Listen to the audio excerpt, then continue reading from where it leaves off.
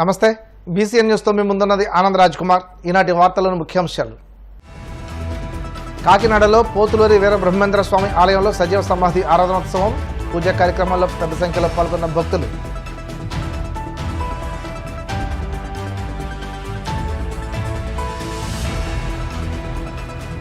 భీమవరంలో వైభవంగా అతిరాత్ర మహాయాగం, విశేష సంఖ్యలో తరలివచ్చిన భక్తులు.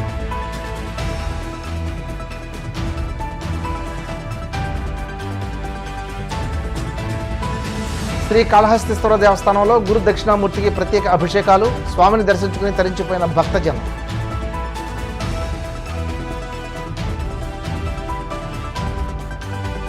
అల్పపీడన ద్రోణి ప్రభావంతో పూర్తిగా మారిన వాతావరణం, కొన్ని చోట్ల భారీ వర్షాలు కురుస్తుంటే మరికొన్ని చోట్ల చిరుజల్లులు.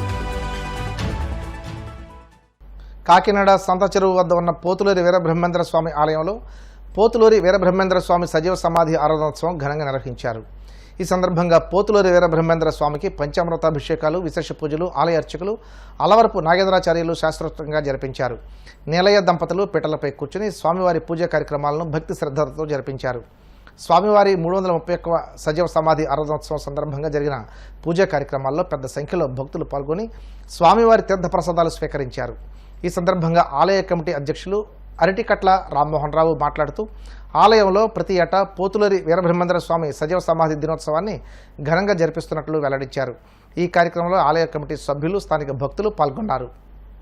కాకినాడ సినిమా రోడ్ సంతచెరువు దగ్గర వేచేసిన శ్రీ వీరబ్రహ్మేంద్ర స్వామివారి కామాక్షమ్మ ఆలయం నందు శ్రీ పోతులూరి వీరబ్రహ్మేంద్ర స్వామివారి సజీవ సమారాధన మహోత్సవ కార్యక్రమం జరిగింది. కులమతాలకి అతీతంగా శ్రీ పోతులూరు వీరబ్రహ్మేంద్ర స్వామి వారు కాలజ్ఞానం ఎంత ఇదిగా ప్రతిబోధించారో ఈ రోజున ప్రతిదీ కూడా దేశవ్యాప్తంగా కూడా అన్ని చోట్ల కూడా జరుగుతుంది. అలాంటి వీరబ్రహ్మం గారి ఆరాధన ఇవాళ ఈ రోజు మన గుళ్ళో జరుపునందుకు మా అందరూ కూడా ఎంతో సంతోషదాయకంగా ఉంది. మరి వీరబ్రహ్మేంద్ర స్వామి భక్తులందరూ కూడా స్వామివారిని దర్శించి తీర్థప్రసాదం సేకరించి అందరూ కూడా అష్టారోగ్యాలతో ఉండాలని కోరి ప్రార్థిస్తూ మీరు 331 సంవత్సరం పూర్తి అయిందని చెప్పని పెద్దలు తెలిపి ఉన్నారు. మన ఈ ఆలయం నందు సజీవ సమారాధన కార్యక్రమం జరిపించుకోవడం జరిగింది. కామాక్షిదేవి ఆలయం నందు శ్రీ వీరబ్రహ్మేంద్ర స్వామి వారి యొక్క దివ్య సజీవ సమారాధన మహోత్సవము మన కాకినాడ పట్టణంలో సంత చెరువు దగ్గర వెలసి ఉన్న వీరబ్రహ్మేంద్ర స్వామి యొక్క ఆలయ పరిధినందు, ఆలయ ప్రాంగణం నందు చక్కగా దిగ్విజయంగా మహాపూర్ణకుమంతో స్వామివారికి అర్చనాది విధానాలని కూడా ఏర్పాటు చేసుకుని స్వామివారి ఎలా అయితే సజీవ సమాధి అయ్యి ఉన్నారో, సజీవ సమాధి అయినప్పటికీ కూడా నభూతో నా భవిష్యత్తు అన్నట్టు ఆ స్వామి అప్పటి నుంచి ఇప్పటి వరకు కూడా అందరి ప్రజల్ని కూడా కాచి కాపాడుతూ రాబోయే తరంలో ఎప్పుడు విపరీత వైపరీత్యాలు ఏర్పడతాయి, ఎప్పుడు వైభవోపేతంగా ఉంటుంది, ఎవరు సుఖ సంతోషాలతో ఉంటారు, ఎవరు అనార్థాలకు పాల్పడతారు అనే విషయాలు కూడా స్వామివారి విష్ణుమూర్తి అంశ సంభూతులైనటువంటి మహానుభావుడు వీరబ్రహ్మేంద్ర స్వామి వారు అన్ని విధాల అందరికీ కూడా భూత భవిష్యత్ వర్తమానాలు వైభవోపేతంగా చెప్పడం జరిగింది. ఆయన ఆ మాటలు అక్షర సత్యాలుగా ఈ రోజు వరకు విరాజిల్లుతూ రాబోయే తరంలో కూడా అన్ని విరాజిల్లుతూ వైభవోపేతంగా ఉంటుంది. అటువంటి మహానుభావుడు యొక్క జీవ సమారాధన ఈ రోజు మన యొక్క ఆలయం నందు చేయడం జరిగింది.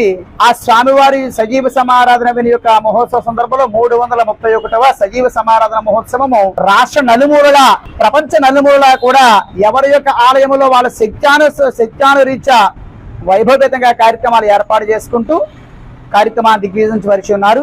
మన కాకినాడ పట్టణంలో చక్కగా ఈరోజు శుక్రవారం యొక్క సందర్భంగాను స్వామివారికి ఆరాధన మహోత్సవాలతో పాటుగా అన్నదాన మహోత్సవం కూడా దిగ్విజయంగా మన కమిటీ అధ్యక్షుల వారు, కమిటీ వారందరూ కూడా వైభవేతంగా ఏర్పాటు చేయడం జరిగింది. శ్రీ కాళహస్తీశ్వర దేవస్థాన ఆలయంలో గురు దక్షిణామూర్తికి ప్రత్యేక అభిషేకాలు నిర్వహించారు.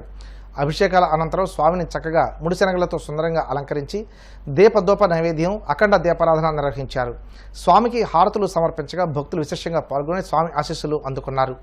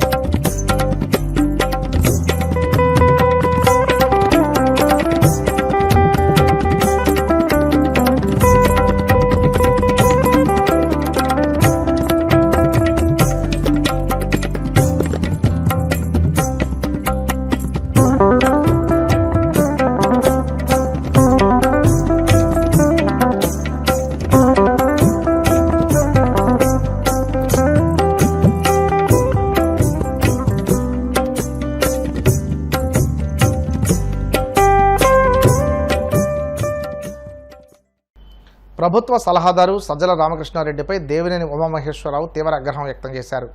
తాడేపల్లిలోని నెస్ట్ స్పేస్ భవనంలో నకిలీ వార్తలను సృష్టిస్తూ సామాజిక మాధ్యమాల్లో పోస్టు చేస్తున్నారని అన్నారు. దీనిలో ఏపీ డిజిటల్ కార్పొరేషన్ ఉద్యోగులు 300 మంది పనిచేస్తున్నారని అన్నారు. వార్తా ఛానళ్ల లోగోలను మార్చి మరీ ప్రచారం చేస్తున్నారని అన్నారు. ఓడిపోతామన్న నిరాశతోనే సజ్జల ఇలా దిగజారి ప్రవర్తిస్తున్నారన్నారు. తప్పుడు వార్తలపై తప్పకుండా ఎన్నికల కమిషన్కి ఫిర్యాదు చేస్తామని, వైసీపీ ప్రభుత్వానికి అధికారులు సహకరిస్తున్నారని, పింఛన్ పంపిణీలో ఇబ్బందులకు గురి చేశారని అన్నారు. వైసీపీ ప్రభుత్వం పింఛన్ పంపిణీపై అసత్య ప్రచారం చేస్తుందని ఆరోపించారు. ఎన్నికల సంఘం పింఛన్ పంపిణీపై సత్వర నిర్ణయం తీసుకుని వైసీపీ అసత్య ప్రచారాన్ని అరికట్టాలని డిమాండ్ చేశారు. అపద్ధర్మ ముఖ్యమంత్రి జగన్మోహన్ రెడ్డి నిన్న ఐపాక్ సమావేశంలో వ్యాఖ్యలు వైసీపీ కార్యకర్తలకు కానీ నాయకులకు కానీ కాన్ఫిడెన్స్ ఇవ్వాల. పొద్దున్నే ఆంధ్ర గోబెల్స్ సజ్జల రామకృష్ణారెడ్డి ప్రజల ముందుకు వచ్చాడు, మీడియా ముందుకు వచ్చాడు. ఆ రోజు పార్లమెంటు భవనం తగలబెట్టుకొని ప్రతిపక్షాల మీద ఆరోపణలు చేసిన హిట్లర్ ఏ విధంగా చేశాడో, ఈరోజు గోబెల్స్ కూడా పెద్దారెడ్డి ఇల్లు మేము దాడి చేశామని, మేము సీసీ కెమెరాలు పగలగొట్టామని ఈ అసత్య ప్రచారాన్ని మళ్ళీ లేపుతూ ఉన్నాడు. ఇవాళ జగన్మోహన్ రెడ్డి మాటల్ని కేడర్ నమ్మలేదు, కేడర్ కాడిపడేశారు. నాయకులు కార్యకర్తలు మీ మాటలు నమ్మే పరిస్థితిలో లేరు. ఒక చిన్న ఉదాహరణ, ఆర్టీఏ చిత్తూరు మీ పిఎల్ఆర్ ప్రాజెక్ట్స్ వెహికల్ నెంబర్ కూడా చెప్తాను. సజ్జల జగన్మోహన్ రెడ్డి మీ పిఎల్ఆర్ ప్రాజెక్ట్స్ వెహికల్సే AP39U E3857 exporting to other countries. అంటే మీ పెద్దిరెడ్డి కంపెనీలు, పిఎల్ఆర్ కంపెనీలు, మీ వెహికల్స్ అన్నీ కూడా ఎలక్షన్ షెడ్యూలు, ఎలక్షన్ ప్రకటనలు అన్నీ వచ్చిన తర్వాత ఈ ప్రక్రియ అంతా పూర్తవగానే మొత్తం మీ కంపెనీ, మీ నాయకుల కంపెనీల తాలూకా వెహికల్స్ అన్నీ కూడా ఇతర రాష్ట్రాలకి, ఇతర దేశాలకి పంపించేసుకుంటా ఉన్నారు. ముఖ్యమంత్రి ఏమో లండన్ పోతా ఉన్నాడు, పిఎల్ఆర్ కంపెనీ వెహికల్స్ ఏమో బయట రాష్ట్రాలకి, బయట దేశాలకి ఎక్స్పోర్ట్ అయిపోతూ ఉన్నాయి. రెండో పక్క ఎవరన్నా అమ్మించాలని సజ్జల ఇవాళ నువ్వు మళ్ళీ సొల్లు కబుర్లు మొదలుపెట్టావు. ఇవాళ కేఏ పాల్ కాన్ఫిడెన్స్ లెవెల్ ఏ స్థాయిలో ఉందో జగన్మోహన్ రెడ్డి కాన్ఫిడెన్స్ లెవెల్ కూడా అదే స్థాయిలో నిన్న ఉంది. కేఏ పాల్ కాన్ఫిడెన్స్ లెవెల్కి, జగన్మోహన్ రెడ్డి కాన్ఫిడెన్స్ లెవెల్కి నిన్న సోషల్ మీడియాలో ట్రోలింగ్సే అర్థమవుతూ ఉన్నాయి. కాబట్టి పిచ్చి ప్రేలాపనలు మానేయండి. ల్యాండ్ టైటిలింగ్ యాక్ట్ పుట్టి ముంచింది. మీ ప్రచార పిచ్చి, మీ ఫోటోలు పిచ్చి, మీరు తాత ముత్తాతలు ఇచ్చిన భూములను కూడా కొట్టేయాలని, దోచుకోవాలని మీరు చేసిన చట్టాలే మీ ప్రభుత్వానికి ఉరితాళ్ళైనాయి. ఇవాళ పెద్ద ఎత్తున ప్రజల్లో తిరుగుబాటు వచ్చింది. ఆ తిరుగుబాటు ఫలితమే జనసునామీ. ఆ జనసునామీ దెబ్బకే మీకు గంగుర్లు ఎత్తుతూ ఉన్నాయి.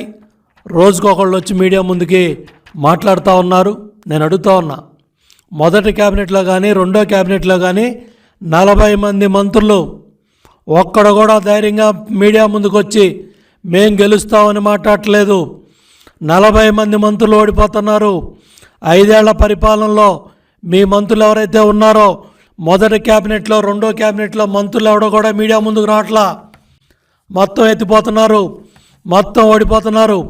ఇవాళ పెద్ద ఎత్తున ప్రతిపక్ష హోదా కూడా దక్కదని మీడియా ఘోషిస్తూ ఉంటే, సర్వేలు ఘోషిస్తూ ఉంటే, ఇవాళ సజ్జలు వచ్చి ఏ కార్యకర్తను నమ్మిద్దామని, ఏ నాయకుడిని నమ్మిద్దామని నువ్వు మళ్ళీ బురజల్లే కార్యక్రమాలు చేస్తున్నావు. సిగ్గుందా అని అడుగుతున్నా. అపధర్మ ముఖ్యమంత్రి మీరు, 5 ఏళ్ళు ప్రభుత్వం పరిపాలన చేసింది మీరు, చీఫ్ సెక్రటరీ మీరు పెట్టుకున్న వ్యక్తే, మీకు అనుసరణలోనే వ్యవస్థలన్నీ నడుస్తున్నాయి. ఇవాళ చీఫ్ సెక్రటరీయే మొత్తం పోలింగ్ స్టాఫ్ దగ్గర నుంచి ఎక్కడెక్కడ ఏ అధికారం ఉండాలో రాజేంద్రనాథ్ డీజీపీగా ఉన్నప్పుడే నియామకాలన్నీ జరిగాయి. ఇవాళ ఈసీ మీద బురజల్లాలనో, తెలుగుదేశం పార్టీ మీద బురజల్లాలనో, ఎన్డీఏ కాటు మీద బురజల్లాలనో, కేంద్రం మీద బురజల్లాలనో ఇవాళ సజ్జల ఎత్తిపోయే మాటలు మాట్లాడుతూ ఉన్నాడు. భయం కళ్ళల్లో కనపడతా ఉంది, పిరిగితనం కళ్ళల్లో కనపడతా ఉంది. అపధర్మ ముఖ్యమంత్రి లండన్ పోయి వస్తాడో లేదో అనే డౌట్ కూడా సజ్జల రామకృష్ణారెడ్డి మాటల్లో డొల్లతనం బయటపడతా ఉంది. ఎందుకంటే సజ్జల భార్గవరెడ్డి ఎలక్షన్ అయిన 24 గంటల్లో జెండా ఎత్తేసాడు. ఏపీలో ఇసుక అక్రమ తవ్వకాలపై సుప్రీంకోర్టు ఆగ్రహం వ్యక్తం చేసిందని, ప్రత్యేక కమిటీలు ఏర్పాటు చేసి కట్టడి చేయాలని ఆదేశించిందని మాజీ మంత్రి నక్కా ఆనందబాబు అన్నారు. శుక్రవారం మీడియాతో మాట్లాడుతూ కోర్టులు ఆదేశించిన ఇసుక తవ్వకాలు ఆగడం లేదని విమర్శించారు. ఇసుకను దోచుకుని తాడేపల్లి ప్యాలెస్కు 40,000 కోట్లు తరలించారని అన్నారు. ధవళేశ్వరం వద్ద అక్రమ త్రవ్వకాలు చేపట్టారని మండిపడ్డారు. జగన్ తన తాబేదారులు ఎక్కడికి వెళ్లినా తప్పించుకోలేరన్నారు. తొత్తులుగా వ్యవహరిస్తూ దోపిడీకి సహకరించిన అధికారులు మూల్యం చెల్లించుకోక తప్పదన్నారు. అధికార మార్పు తథ్యమని, అక్రమార్కులకు జైలు శిక్ష తప్పదని ఆనందబాబు హెచ్చరించారు. రాష్ట్రంలో చట్టవిరుద్ధంగా జరుగుతున్న ఇసుక తవ్వకాలను అడ్డుకోవాలని చెప్పి సుప్రీంకోర్టులో పిటిషన్ ఫైల్ చేస్తే దాని మీద విచారణ జరిపిన సుప్రీంకోర్టు వెంటనే అక్రమ తవ్వకాలు నిలిపివేయాలి, ప్రతి జిల్లాలో కలెక్టరు, పోలీసులు, వివిధ విభాగాల అధికారులతో కమిటీ ఏర్పాటు చేసి ఈ అక్రమ ఇసుక తవ్వకాలు ఆపివేయాలని చెప్పి ఆ కమిటీ పర్యవేక్షణలో ఇవన్నీ కూడా విచారణ చేపట్టాలని ఆదేశించడం ఆహ్వానించదగ్గ పరిణామం. ఈ కమిటీలో అధికారులు కూడా రాష్ట్ర ప్రభుత్వం ఆధీనంలో కాకుండా, రాష్ట్ర ప్రభుత్వ అధికారులుగా కాకుండా సుప్రీంకోర్టు నియమించిన అధికారులా వ్యవహరించాలని చెప్పి ఆదేశాలు ఇవ్వటం అనేది ప్రభుత్వం సిగ్గుపడాల్సిన అంశం, సిగ్గుతో తలదించుకోవాల్సిన అంశం. ఈరోజు ప్రభుత్వం అంటే ఆపద్ధర్మ ప్రభుత్వం ఉంది. అధికారులుగా సిఎస్ కానీ ఇతర కలెక్టర్లు కానీ వీళ్ళందరూ కూడా సిగ్గుపడాలి ఈ అంశంలో. 2023 మార్చిలోనే ఎన్జిటి రాష్ట్రంలో ఇసుక అక్రమ తవ్వకాలు ఆపాలని చెప్పి ఆర్డర్స్ ఇచ్చింది. అదేవిధంగా ఎటువంటి అనుమతులు లేకుండా ఇక్కడ జరుగుతూ ఉన్నాయి అక్రమ తవ్వకాలు, వీటి మీద విచారణ జరపండి అంటే విచారణ జరిపి ఇచ్చినటువంటి ఆదేశాలు అమలు చేయకుండా ఈ రాష్ట్రంలో ఉన్నటువంటి కలెక్టర్లు కూడా 22 జిల్లాల కలెక్టర్లు ఒకే విధమైనటువంటి నివేదికలు ఇచ్చి కోర్టును కూడా మభ్యపెట్టారు. అక్రమ తవ్వకాలు ఏమీ జరగట్లేదని యూనిఫామ్గా ఒకే నివేదికలు సమర్పించారు. అవన్నీ కూడా కోర్టు పరిశీలన చేయడం జరిగింది. దాదాపు మార్చి 23లో వీళ్ళ పర్మిషన్లు అయిపోతే ఆ కోర్టు ఆర్డర్స్ ఇస్తే మొన్న మార్చి వరకు ఎటువంటి అనుమతులు, పర్యావరణ అనుమతులు కానీ ఇతరత్ర అనుమతులు కానీ ఎటువంటి అనుమతులు లేకుండా యథేచ్ఛగా అక్రమంగా ఇసుక తవ్వకాలు జరిపించారు. దీనికి ఏం సమాధానం చెప్తారు ఈ ప్రభుత్వం? మేము మొత్తుకుంటా ఉన్నాం. చంద్రబాబు నాయుడు గారు 2023లో 40,000 కోట్లు జగన్మోహన్ రెడ్డి కనుసన్నల్లో అక్రమ ఇసుక మైనింగ్ జరిగింది. ఈ రాష్ట్రంలో ఎవడెవడు కారకులు, ఏ డిపార్ట్మెంట్స్ ఏ విధంగా సహకరించినాయో, డిఎంజీ వెంకటరెడ్డి వీటన్నిటికీ పాత్రధారిగా సూత్రధారిగా ఉండి ఏ విధంగా 1,000 కోట్లు కొల్లగొట్టి వీళ్ళకి సంపాదించి పెడతా ఉన్నాడో, ఇందులో మైనింగ్ ఫారెస్ట్ మినిస్టర్గా ఉన్నటువంటి పెద్దిరెడ్డి రామచంద్రారెడ్డి ఏ విధంగా దోపిడీ చేస్తూ ఉన్నాడో మొత్తం కూడా మేము సాక్ష్యాధారాలతో సహా గతంలోనే నిరూపణ చేశాం. వీటన్నిటినీ కూడా అసలు లెక్క చేయకుండా ఎన్జిటి నేషనల్ గ్రీన్ ట్రిబ్యునల్ ఆదేశాలు లెక్క చేయలేదు, సుప్రీంకోర్టు అంటే లెక్కలేదు, అసలు వ్యవస్థలంటే లెక్కలేదు. వీళ్ళ ఇష్టానుసారం అక్రమంగా ఇసుక తవ్వకాలు సాగిస్తూనే ఉన్నారు యథేచ్ఛగా. నిన్న ఆర్డర్స్ ఇచ్చింది, ఇప్పుడు కూడా రాష్ట్రంలో యథేచ్ఛగా జరుగుతూ ఉన్నాయి. ఇవాళ ఏం చెప్పాలి? సుప్రీంకోర్టు అడిగినప్పుడు మేము కేసులు ఫైల్ చేశామని చెప్పారు. ఎవరి మీద పెట్టారు కేసులు?